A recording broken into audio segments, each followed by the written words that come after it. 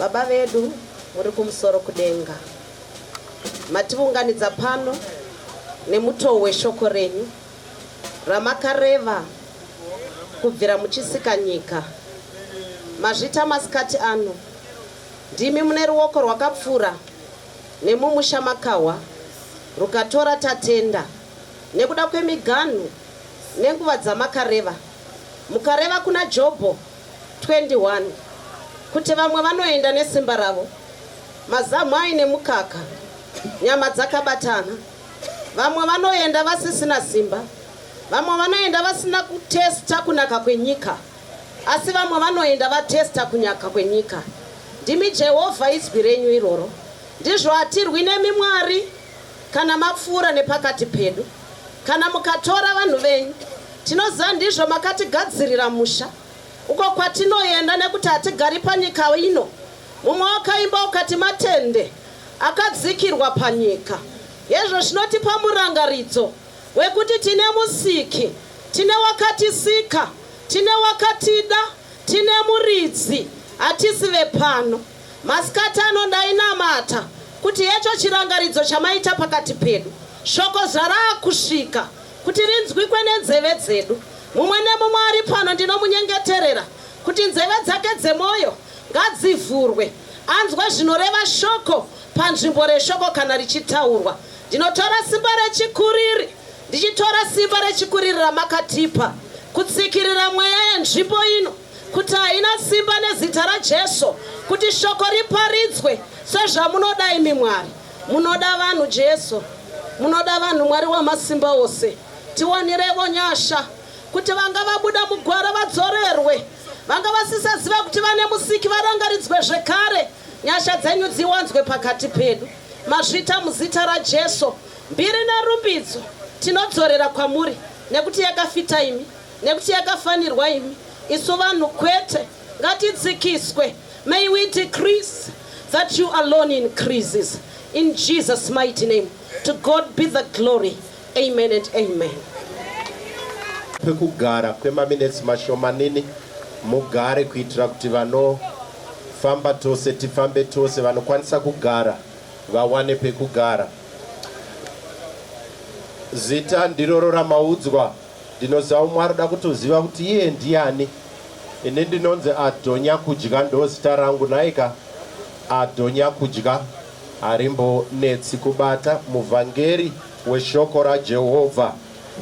Taunganidzwa pano kwete nemusangano unopiwa maposta onamatirwa mumadziro achionekwa maposta, vanhu vozoungana vachipemberera sezvinoitwa nana mukoma Chipazi vanga vachitaurwa izvi.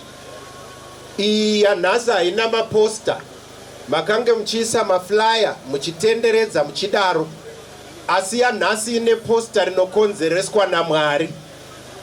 Iyo iyi haina date. Kuno umwe anga achifunga kuti nhasi anenge ari kugokwe, asi nhasi wamanikidzirwa kunge uri mamutoko nechikonzero chekuti Mwari vakaitisa posta ravo. Hallelujah. Aiwa ndidaire Satana aboyikane mani iwewe. Tiri kufamba tose here vadikani? Regai ndibva ndangotanga nekuremekedza nekuti tunondibata ndikazorasika.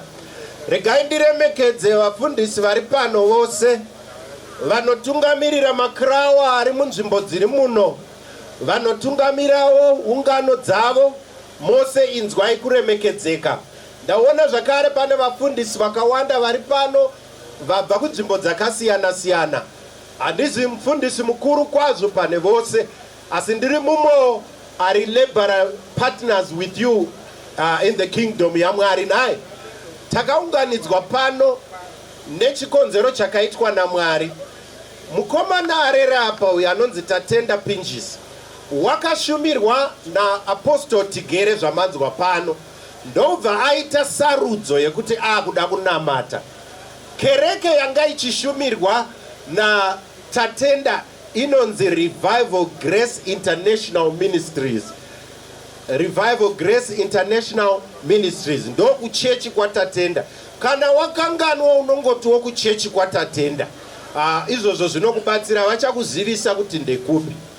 ini ndauya pano semuvhangeri weshoko raJehovha. Handisi kuda kurebesa nguva, regai ndingotore kanguva kadiki diki. Ndinovimba vaimbi vari pano vachaitawo zvaiita Tatenda Pinjes. Tatenda pakaparidzwa naamai Prophetess Tigere akabva anyorawo kanziyo naye. Vaimbi vari pano monyorawo kanziyo kemharidzoi kuitira kuti irambe ichifamba vakawanda vaitirwe zvakanaka naye. Imbobvunza ari parutivi kuti uri kunyatsomunzwa zvakanaka here muchinda? Wobva wamuudza kuti ngatibatirane tifambe naye muchinda uyu. Now, handichaverenga bhaibheri nokuti ndakariverenga pane mweya unondibata wokurebesa. Saka handisi kuzoverenga bhaibheri. Kwete kuti handitende kubhaibheri, asi ndaakungoita rekutaura nemuromo. Ukatsvaga musanyanyoteerera henyu mharidzo dziri kurohwa kumwe panguva ino imboteererai yangu. Handitika dzakawanda dziri mukati mune maevangelisti, maapostles amwe ari mukati umu. Paunganiwa vanonzwawo kuda kushumira, asi kumaminutes ano 10 imbondipaiwo ndikorove 10 chete ndokupai moenderera mberi naye. Aiwa, tinotenda vauchirirei vati vandipa. Now, ukaverenga mubhaibheri pane murume aizikanwa nekuti akanga ane zvinhu zvake. Vamazuva ano vanogona kutaura vachiti akanga ane simbi dzake. Murume uyu wainzi Jobho. Jobho unonzi wakanga ane pfuma. Ende bhaibheri rinotaura richiti Jobho waipota achinopira masacrifices. Aiuraya mombe, aiuraya hwai, oti ndaakupisira kuna Mwari. Bhaibheri rinotaura richiti Jobho aitya kuti zvichida vana vake vangatadzire Mwari. Ndobva akupira masacrifices nekuda kwevana vake vaasingazive kuti vachazvifambisa sei. But bhaibheri rinotaura richiti one of the days vanoti Jobho akazorora, anonzwa pachiuya shoko nhume ichisvika ichiti vana kupati kwaanga vari kwaita disaster, vana vese vafa. Akamira kudaro asati apora pakurwadzwa, anoudzwa nyaya yekuti pfuma yako yese kwatorwa mangamera, kwatorwa hwai dzaenda navakaradhiya, zvinhu zvese zvareidwa. Jobho ndokusara asina chinhu. Hazvina kuperera ipapo. Jobho anosvika paanonzi iye wakatanga kurwara. Ndobva arwara zvekuti mukadzi waJobho akasvika paakanzwa tsitsi.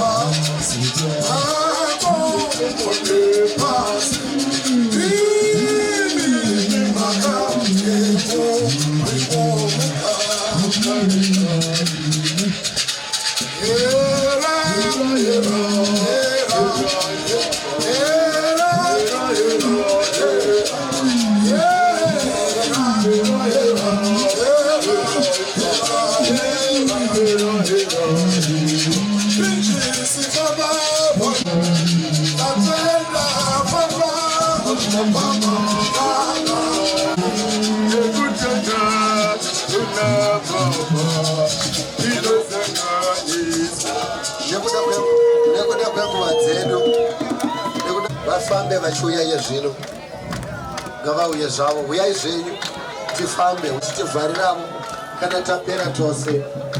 Ngavauye opari kuupedzisa vemhuri asi vanotakura. Uyai henyu padyo.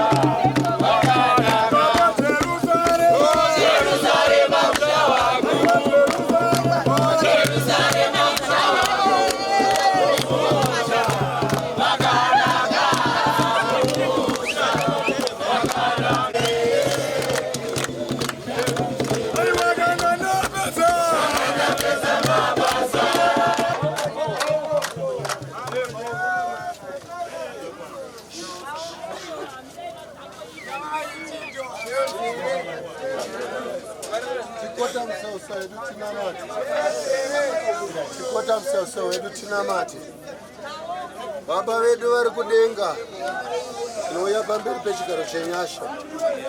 Mwari sezvamakaona zvakafadza imi mukatipa mwanakomana Tatenda. Iye zvino Mwari wekudenga makafarezve kumutora. Toda kutenda nemwaka waakararama nevazhinji vaakaparidzira akazivisa kunaka kwenyu nerudo rwenyu. Tasvika iye zvino panzvimbo yake yaanomirira kurera kwehwamanda, yaanomirira kunzwa kwamuri. Baba, ndoda kuti ive nzvimbo yakaropafadzwa patinodyara mutumbi, kuti nezuva redu kana rasvika chichave chishamiso nemunana munzvimbo ino, kuti vakararama varare nokusingaperi vanomuka kana hwamanda yarira. Zita renyu rikudzwe, umambo hwenyu husimudzirwe nekusingaperi. Muzita raJesu, amen. Toda kuti titende Mwari, tibatsirwe mutumbi wedu uchidzika. Indofunga kuti mashoko anotibetsera togona kuverengerwa kune une Bhaibheri angavhure Psalms 23, tiende pana Psalm 23 tiverenge. Mfundisi charamba vachaverenga, mutumbi wedu uchidzika. Vanokwanisa vana baba nevarume tobvisa heti tichipa ruremekedzo rwekupedzisira upenyu hwakararamwa namukoma Tatenda.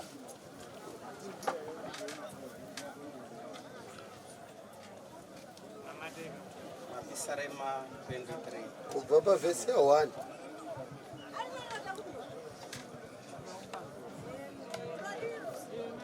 Jehovha ndiye mufudzi wangu, hapana chandinoshayiwa. Anondivatisa pasi pamafuro manyoro, anondisesedza pamvura inozorodza, anoponesa mweya wangu, anondifambisa panzira dzokururama nokuda kwezita rake. Zviro kwazvo kunyangwe ndikafamba mumupata wemumvuri worufu, handingatongotyi zvakaipa, nokuti imi muneni. Tsvimbo yenyu nemudonzo wenyu zvinondinyaradza. Munondigadzirira tafura pamberi pavadzivisi vangu. Makazodza musoro wangu namafuta, mukombe wangu unopachuka. Zviro kwazvo unyoro nenyasha zvichanditevera mazuva ose oupenyu hwangu. Ini ndichagara mumba maJehovha mazuva namazuva. Amen. Mfundisi kuti vanamati vachitenda Mwari. Regai tityore uso hwedu tinyengetere. Kunemi Mwari munorarama nokusingapere. Kunemi Jehovha ndiyo inzvimbo yatakuradzika mutumbi wehama yedu. Baba, Tatenda takumusiya panzvimbo ino patinotenda Baba kuti pakurira kwehwamanda makuva aya achatsemuka achisangana nemi mumakore. Muri yake ngainyaradzwe, muri yose ngaichengetedzwe. Hakuna chakaipa chinosumuka chichibva panzvimbo ino. Hakuna chinokanganisa musha uno. Rugare nenyasha zvicharamba zviri pano mazuva ose achararamiwa pasi pano nehama dzake. Muzita raBaba neremwanakomana neremweya mutsvene, munhu wese ati amen. Mashoko aMwari anongozadzikiswa mumaziso edu nemunzeve dzedu nguva dzose misi yose, kuratidza kuti Mwari ndimambo wamadzimambo, shoko ravo harishanduke. Rinoti muna Genesis, nomusi wauchatadza Adhamu uchafa rufu. Asi ndokutenda Mwari nekuda kwepromisi kuti yerufu kunyange yakanga riripo, kune shoko zverinoti kuna akatipa mwanakomana wake Jesu kuti ani nani unotenda maari arege kufa asi ave neupenyu husingaperi. Nokudaro wakatipa mwanakomana wake, ndiye mwana wake watinopemberera paKrismasi kuzvarwa kwake, ndiye mwanakomana wake une mazuva mashoma asara atinoparidza victory yekuti akauya akatikundira akatiratidza kuti murufu mune tariro seri kweupenyu, kwerufu kune upenyu. There is eternal life after death. Zvino tichitenda shoko iroro, we submit to his word. Tinoita mucherechedzo wekuti munhu wakanga asikwa achibva kufu, zvakanzi ivhu richadzokera kuvhu, guruva kuguruva. Tauyavo kuzosadzikisa shoko rekudyara kuti wakabva kuvhu unodzokera kuvhu. Regai titore vafundisi tizadzikise shoko raMwari nekuti rinosimba uye rinoyera. Ivhu richadzokera ivhu, guruva kuguruva, dota kudota. Zita raJehovha Mwari wedu rikudzwe nekusingapere. Totendera veukama varipo vanogonavo kutenda shoko ratinoparidza. Haisi nyaya yekuti munhu wese, asi vanotenda kuna Mwari vachinzwa kuti ishoko raMwari razadzikiswa, vanogona kuonekana nehama yavo nemutoo iwoyo. Vamwe vanouya nemaruva, vamwe vanouya vachiita mucherechedzo wefu. Regai tione hama dzepadyo dzive dzichitenda kuti ishoko raMwari. Ngatifambe hedu.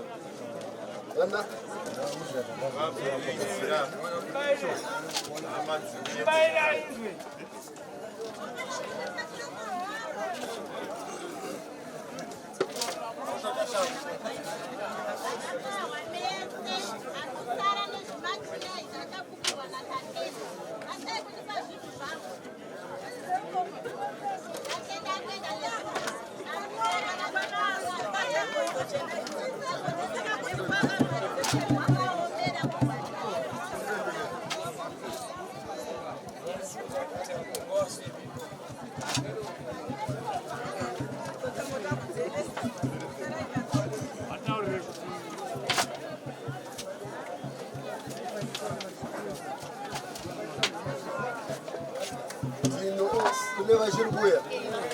Alright, fambai vape mukana vafambe.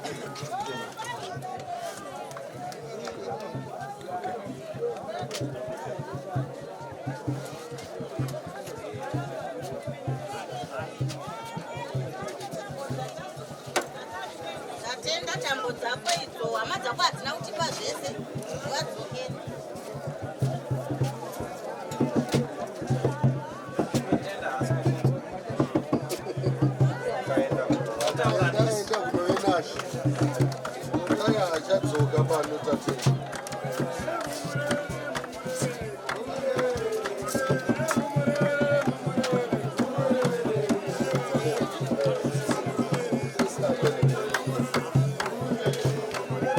Tinotenda kuna Mwari, regai titendere hama dzedu idzi dzitange kusumudza.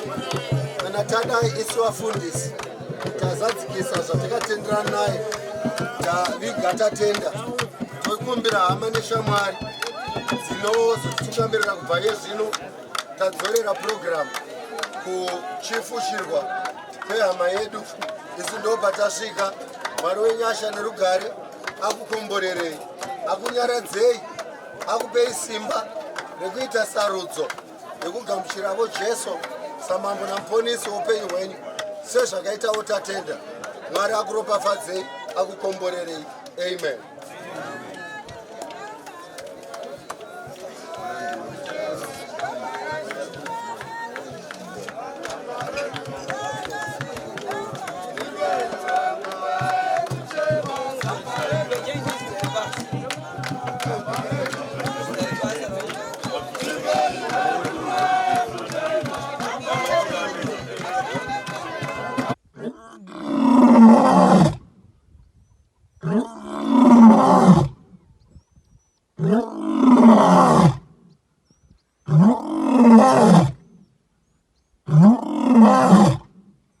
Oh,